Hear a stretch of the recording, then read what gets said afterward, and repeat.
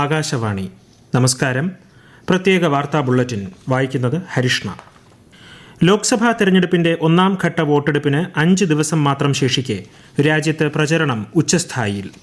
തമിഴ്നാട്, പുതുച്ചേരി ഉൾപ്പെടെ വിവിധ സംസ്ഥാനങ്ങളിലെയും കേന്ദ്രഭരണ പ്രദേശങ്ങളിലെയും 102 മണ്ഡലങ്ങളാണ് ഈ മാസം 19-ന് ഒന്നാം ഘട്ടത്തിൽ പോളിംഗ് ബൂത്തുകളിലേക്ക് എത്തുന്നത്. പ്രമുഖ രാഷ്ട്രീയ പാർട്ടികളുടെ ദേശീയ നേതാക്കൾ ഉൾപ്പെടെയുള്ളവർ പ്രചാരണ രംഗത്ത് സജീവമാണ്. NDAയ്ക്ക് വേണ്ടി കേന്ദ്രമന്ത്രിമാരായ അമിത് ഷായും നിർമ്മല സീതാരാമനും ഇന്ന് തമിഴ്നാട്ടിൽ പര്യടനം നടത്തി.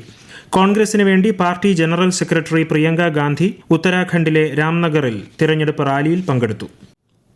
സംസ്ഥാനത്ത് ലോക്സഭാ തെരഞ്ഞെടുപ്പ് പ്രചാരണം ഊർജിതം.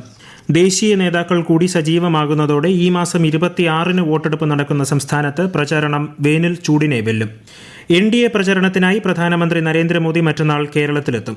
തിരുവനന്തപുരത്ത് കാട്ടാക്കടയിലും തൃശൂരിൽ കുന്നംകുളത്തും നടക്കുന്ന പൊതുസമ്മേളനങ്ങളിൽ അദ്ദേഹം പങ്കെടുക്കും. വയനാട് ലോക്സഭാ മണ്ഡലം UDF സ്ഥാനാർത്ഥി രാഹുൽ ഗാന്ധി തിങ്കൾ, ചൊവ്വ ദിവസങ്ങളിൽ തെരഞ്ഞെടുപ്പ് പ്രചാരണം നടത്തും. രാഹുൽ ഗാന്ധിക്കായി കോൺഗ്രസ് പ്രസിഡന്റ് മല്ലികാർജ്ജുൻ ഖർഗെ ഈ മാസം 20-നും ജനറൽ സെക്രട്ടറി പ്രിയങ്ക ഗാന്ധി ഈ മാസം 22-നും കേരളത്തിലെത്തും. മുഖ്യമന്ത്രി പിണറായി വിജയൻ, മറ്റ് LDF നേതാക്കൾ തുടങ്ങിയവർ LDF പ്രചാരണത്തിൽ സജീവമാണ്. കേരളത്തിൽ ലോക്സഭാ തെരഞ്ഞെടുപ്പിൽ 85 വയസ്സ് പിന്നിട്ട മുതിർന്ന വോട്ടർമാർക്കും ഭിന്നശേഷി വിഭാഗത്തിൽപ്പെട്ടവർക്കും വീട്ടിലെത്തി വോട്ട് രേഖപ്പെടുത്തുന്ന നടപടി തിങ്കളാഴ്ച ആരംഭിക്കും. അസന്നിഹിത വോട്ടർ വിഭാഗത്തിൽപ്പെടുത്തിയാണ് ഇവർക്ക് വീട്ടിൽ തന്നെ വോട്ട് ചെയ്യുന്നതിനുള്ള സൗകര്യം തിരഞ്ഞെടുപ്പ് കമ്മീഷൻ ഒരുക്കിയിരിക്കുന്നത്. ലോക്സഭാ തെരഞ്ഞെടുപ്പ് പ്രചരണ വാഹനങ്ങൾക്ക് മുൻകൂർ അനുമതി വാങ്ങണമെന്ന് മുഖ്യ തെരഞ്ഞെടുപ്പ് ഓഫീസർ അറിയിച്ചു. അനുമതിയില്ലാതെ വാഹനം ഉപയോഗിക്കുന്നതായി കണ്ടെത്തിയാൽ അനധികൃത പ്രചരണം നടത്തുന്നതായി കണക്കാക്കി ശിക്ഷാ നടപടി സ്വീകരിക്കും. മേടമാസപ്പുലരിയിൽ വിഷുക്കണി കണ്ട് കൈനീട്ടം വാങ്ങിയും നൽകിയും ലോകമെമ്പാടുമുള്ള മലയാളികൾ നാളെ വിഷു ആഘോഷിക്കും.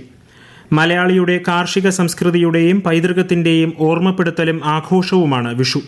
ആഘോഷവേളയിൽ രാഷ്ട്രപതി ദ്രൗപദി മുർമു, ഉപരാഷ്ട്രപതി ജഗദീപ് ധൻകർ, പ്രധാനമന്ത്രി നരേന്ദ്രമോദി എന്നിവർ ആശംസകൾ നേർന്നു. കേരള ഗവർണർ ആരിഫ് മുഹമ്മദ് ഖാൻ, മുഖ്യമന്ത്രി പിണറായി വിജയൻ, പ്രതിപക്ഷ നേതാവ് VD സതീശൻ എന്നിവരും മലയാളികൾക്ക് വിഷു ആശംസകൾ നേർന്നു. വിഷുവിനോടനുബന്ധിച്ച് നാളെ സംസ്ഥാനത്തെ ക്ഷേത്രങ്ങളിൽ വിഷുക്കണി ദർശനമൊരുക്കും. ഗുരുവായൂരിൽ വിഷുവിനോടനുബന്ധിച്ചുള്ള ഒരുക്കങ്ങൾ പൂർത്തിയായി. വിഷുക്കണി ദർശനം നാളെ പുലർച്ചെ ആരംഭിക്കും. ശബരിമലയിൽ ഇന്ന് അത്താഴ പൂജയ്ക്ക് ശേഷം ശ്രീകോവിലിൽ ഓട്ടുരുളിയിൽ വിഷുക്കണി ഒരുക്കും. വിഷുദിനമായ നാളെ പുലർച്ചെ 4 മണി മുതൽ 7 മണി വരെയാണ് വിഷുക്കണി ദർശനം.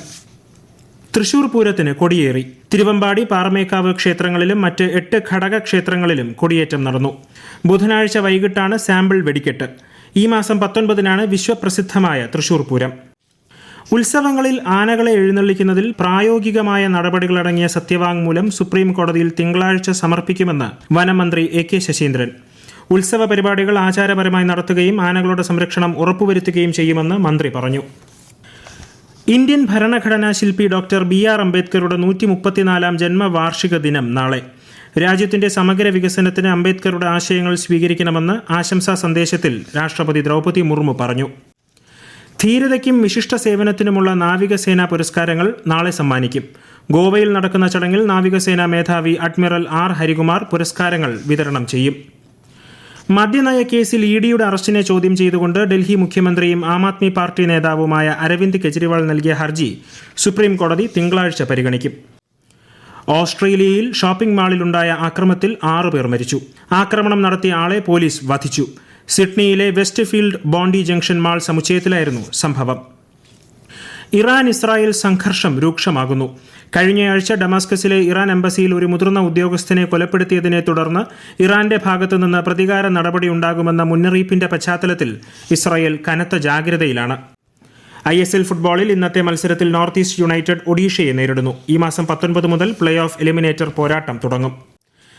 IPL ക്രിക്കറ്റിൽ ഇന്ന് രാജസ്ഥാൻ റോയൽസ് പഞ്ചാബ് കിങ്സ് പോരാട്ടം. ടോസ് നേടിയ രാജസ്ഥാൻ പഞ്ചാബിനെ ബാറ്റിംഗിന് അയച്ചു. ഒടുവിൽ വിവരം ലഭിക്കുമ്പോൾ പഞ്ചാബ് 13 ഓവറിൽ 5 വിക്കറ്റ് നഷ്ടത്തിൽ 72 റൺസ് എന്ന നിലയിലാണ്. 5 മത്സരങ്ങളിൽ നിന്നായി 8 പോയിന്റുകളോടെ രാജസ്ഥാൻ റോയൽസ് പോയിന്റ് പട്ടികയിൽ ഒന്നാമതാണ്. കേരളത്തിൽ താപനില ഉയർന്നു തന്നെ. ഇന്നു മുതൽ ഈ മാസം 17 വരെ 11 ജില്ലകളിൽ കേന്ദ്ര കാലാവസ്ഥാ വകുപ്പ് മഞ്ഞ ജാഗ്രതാ നിർദ്ദേശം പുറപ്പെടുവിച്ചു. പ്രത്യേക വാർത്താ ബുള്ളറ്റിൻ കഴിഞ്ഞു. അടുത്ത വാർത്താ പ്രക്ഷേപണം നാളെ രാവിലെ 6:45-ന്.